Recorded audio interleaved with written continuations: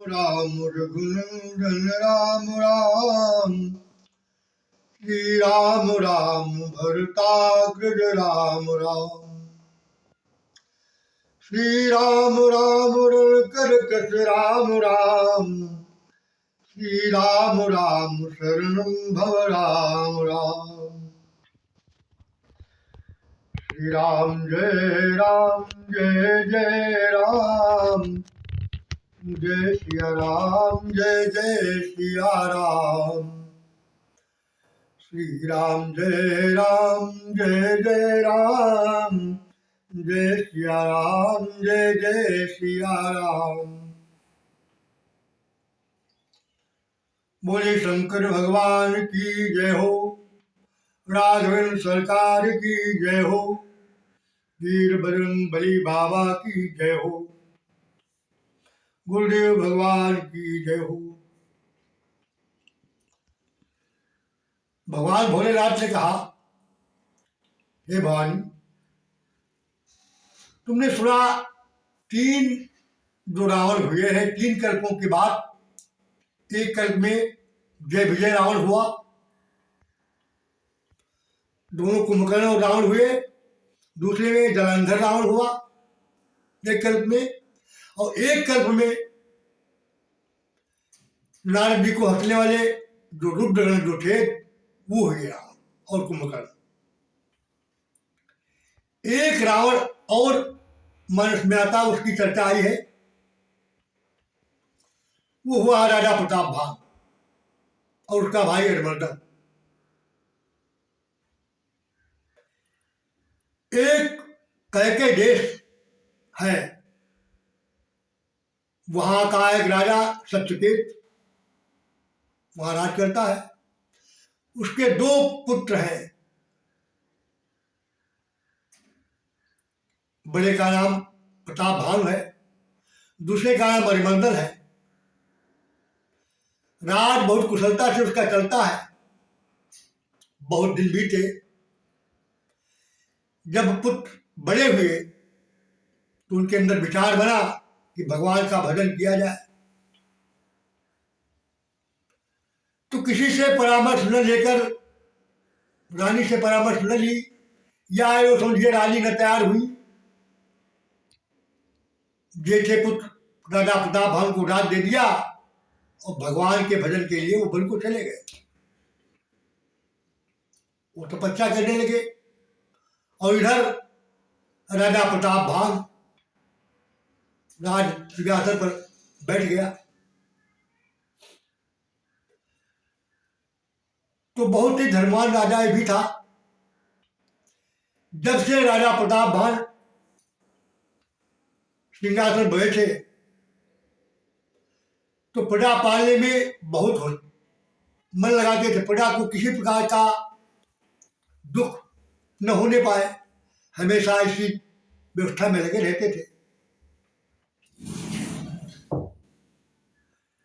धरती भी इतना धर्मवान राजा पाकर के कामधेनु एकदम बन गई। प्रजा के सुख के लिए जो चीज इससे पैदा होना करने की इच्छा करते हैं, पृथ्वी माता वही देती है। भूप प्रताप भानु बल पाई, कामधेनु भई भूमि सुहाई। कामधेनु बन गई। और जब ये राजा बने तो कहते हैं कि बिल्कुल सबको जीत लिया, पूरे ब्रह्मांड यानी विश्व को जीत लिया। सकल अवन मंडल तिहिकारा, एक प्रताप भानु महिपाला। पूरी पृथ्वी का एक ही राजा, राजा प्रताप भानु। इतना धर्म और धर्मवान कितने था। कहते हैं कि जितने भी यज्ञ कहे जाते हैं, वेद पुराण यज्ञों के बारे में जो बताते हैं कितने प्रकार के यज्ञ होते हैं, सभी पुराणों को एक बार नहीं हजार हजार बार उन यज्ञों को राजा प्रताप भान ने किया।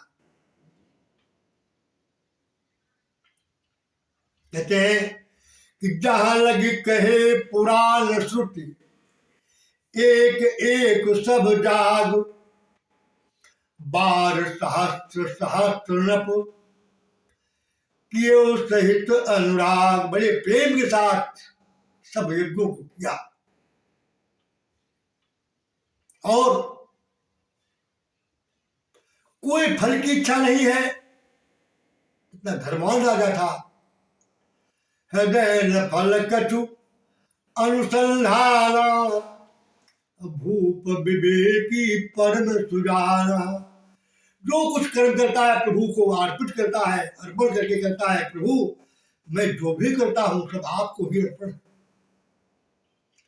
करे। जो कर्म धर्म मनमानी, वासुदेव अर्पित न जाने। तो ऐसा राजा धर्मान पाई, जमीन पाई तो वो भी काम ढेर बढ़ करके भंडार भरने लगी। अन्न का भंडार, किसी चीज की कमी नहीं है। समय बदलता है, समय एक सा नहीं होता है। समय बदलते देर नहीं लगती। एक बार की बात, राजा प्रताप भान शिकार खेलने के लिए निकल गए, बहुत दूर पहुंच गए। तो घूमते घूमते अनेकों मृगों का उन्होंने निशाना बनाया, शिकार की। लेकिन घूमते हुए विंध्याचल पर्वत के पास पहुंच गए। वहां एक वन में एक बाराह दिखाई दिया। तो वन इतना सघन था जहां घोड़े की पहुंच भी नहीं, लेकिन फिर भी राजा उसका पीछा करते हैं। वो जो सुअर था उसने देखा कि तो बड़ा राजा धैर्यवान है, हम कितना, वो इतना छली था, इतना प्रपंची था, इतना मायावी था। वो कभी छुप जाता है, कभी प्रकट हो जाता है। इस प्रकार से उनको भुलावे डालने लगा और भुलाते भुलाते वो बहुत घनघोर जंगल में पहुंचा दिया। और राजा प्रताप भान वहां पहुंचे तो अब घूमते नहीं बनता। क्यों? जब क्रोध आता है जब कोई काम बनता नहीं है। जिसके पीछे कुछ परिश्रम करो, काम न बने तो क्रोध आता है। अब इस सूकर के पीछे राजा प्रताप भान ने बहुत परिश्रम किया, फिर भी वो हाथ नहीं लगा। तो क्रोधित हुए, लेकिन उसका पीछा नहीं छोड़ा।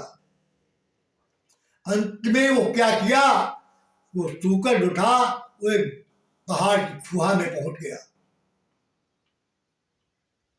जब गुहा में घुस गया वो, तभी निराश होकर के वापस हुए। इधर पूरा दिन व्यतीत हो गया था, प्यास से ओंठ सूखते थे, क्षुधित भी थे, भूख प्यास दोनों सता रही थी।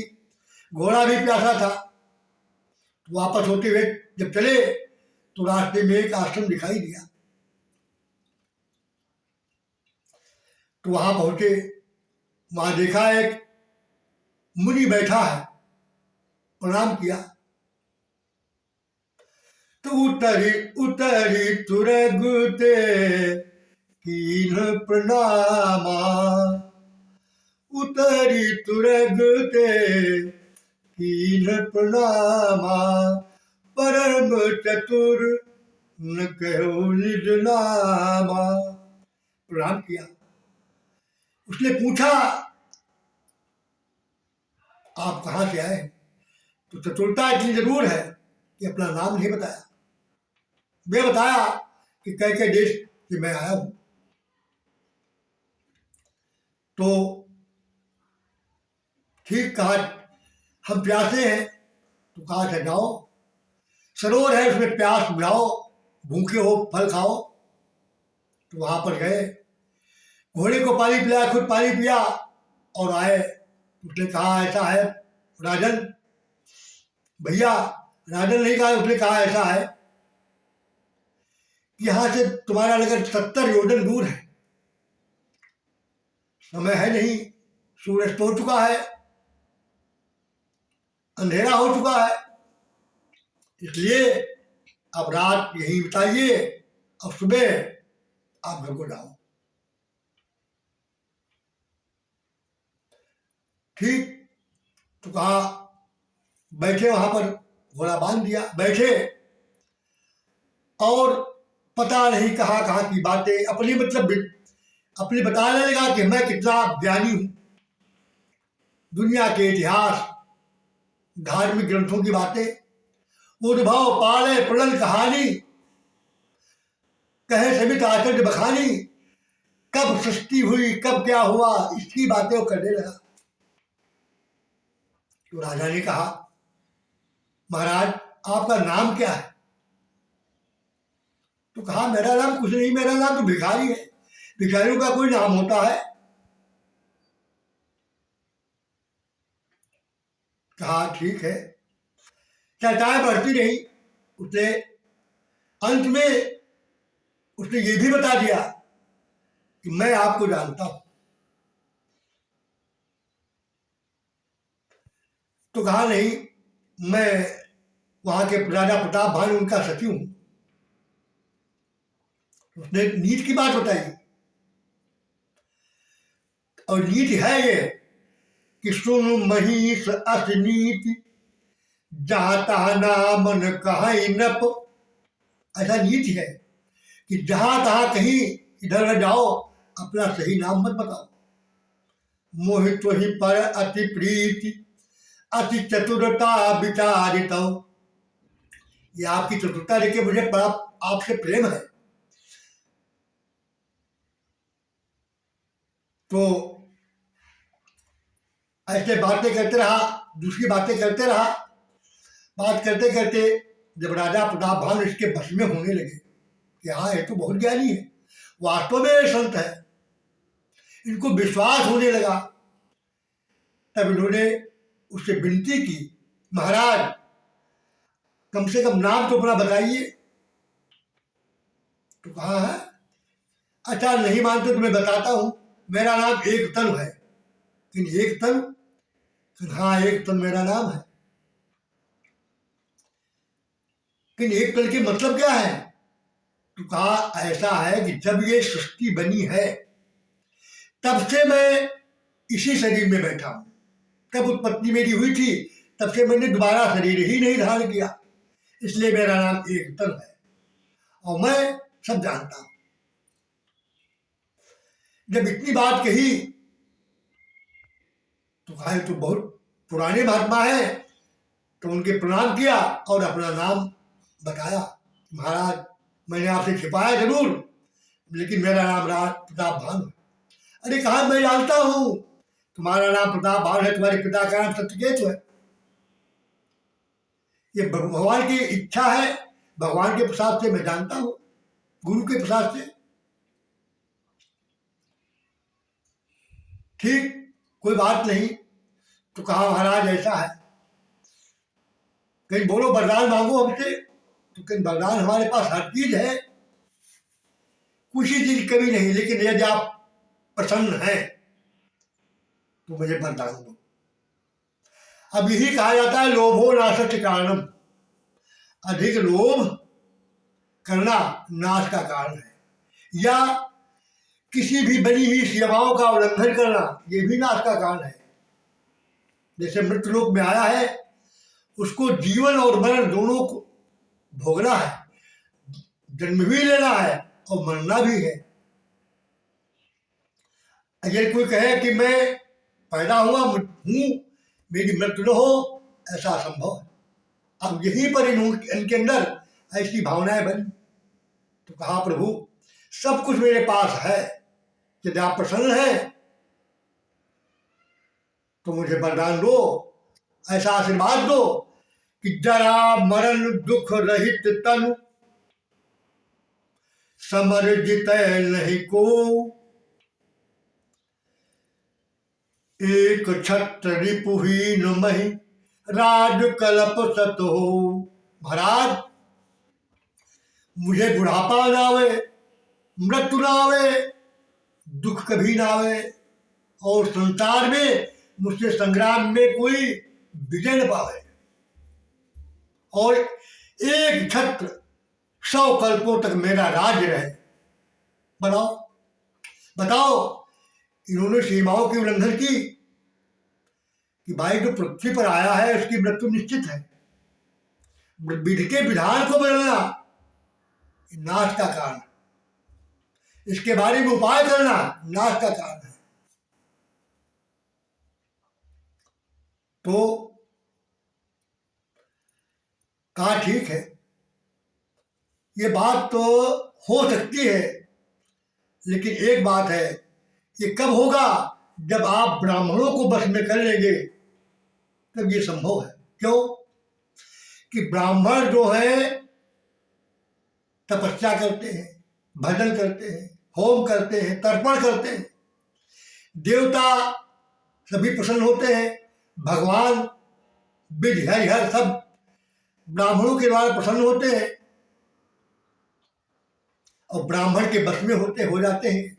क्योंकि भक्त लोग भगवान को भी बस में कर लेते हैं, और यदि आप ब्राह्मणों को बस में कर लें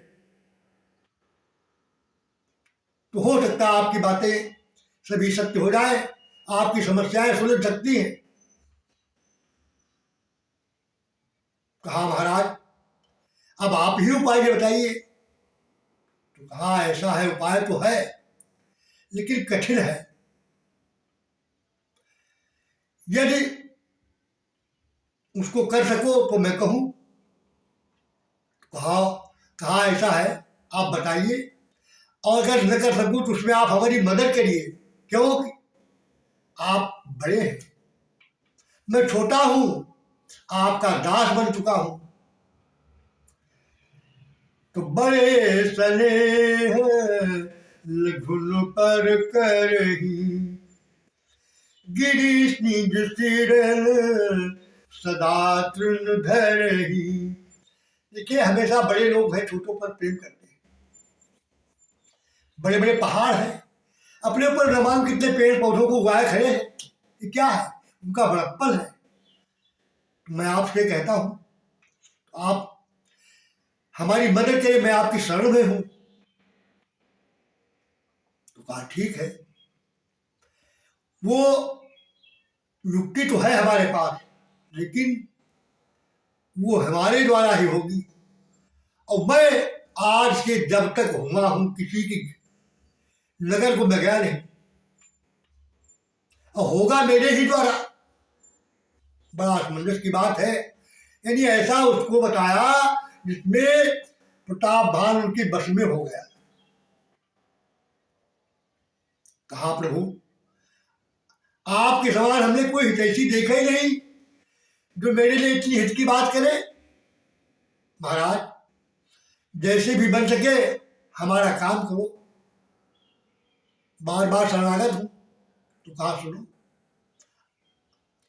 अब आप साइन करिए, मैं आपको यहां से पहुंचाऊंगा घोड़े सहित, और आपके उपरोहित को यहां पर लेकर के आऊंगा, और उसकी जगह पर मैं उपरोहित बनकर के रहूंगा। 3 दिन के बाद मैं आपसे मिलूंगा और आपका पूरा काम करूंगा। यदि मेरे द्वारा बनाया भोजन ब्राह्मण खाएंगे तो वो हमेशा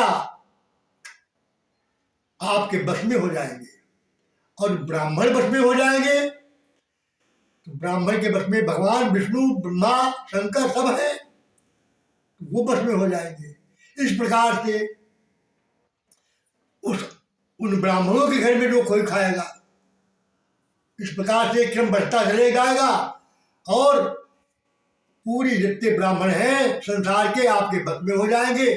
भगवान ब्रह्मा विष्णु शंकर ये सब आपके बस में हो जाएंगे, और आप बिल्कुल चिरंजीवी हो जाएंगे, आपका नाश ही नहीं होगा। कहा ठीक है प्रभु, बहुत बड़ी कृपा की आपने, ऐसी बात बताई। तो कहा उसने खैर अब बहुत रात बीत चुकी है, आप शयन कीजिए। 3 दिन के बाद हमारी आपकी मुलाकात होगी। इधर तो समित भूप निद्राते ही आई, थके थे, दिन भर हो गया था।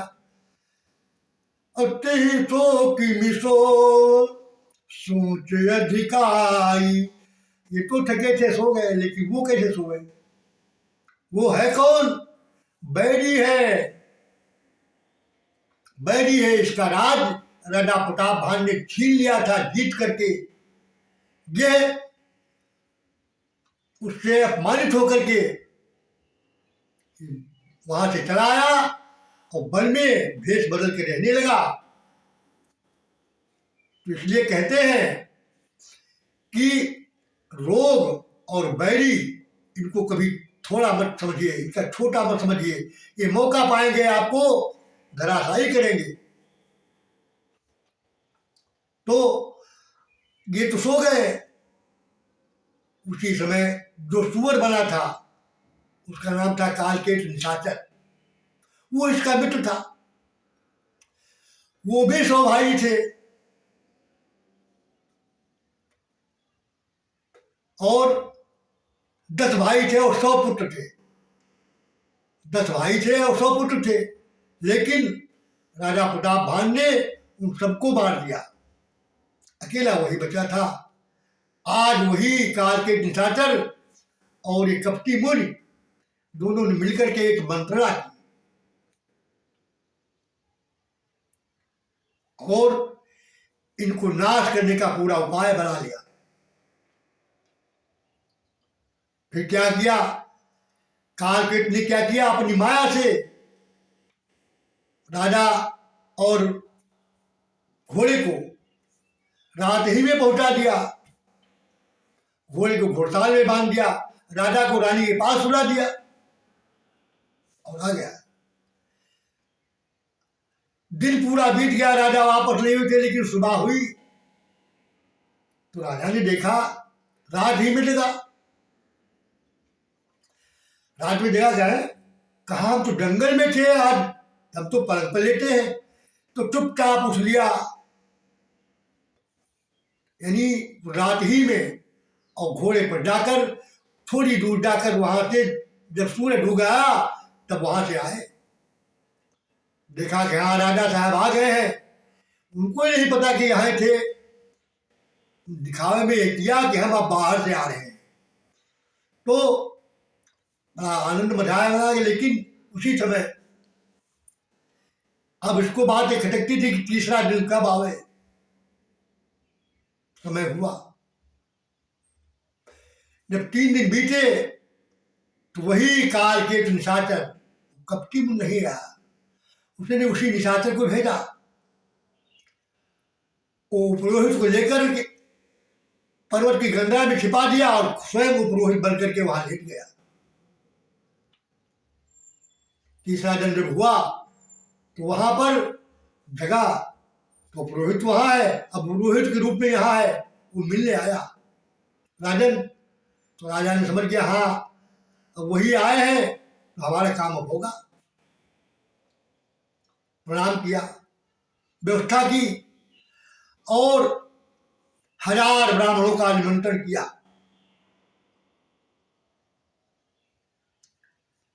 और कहा कि आप सब लोग हमारे यहाँ भोजन करने आएंगे।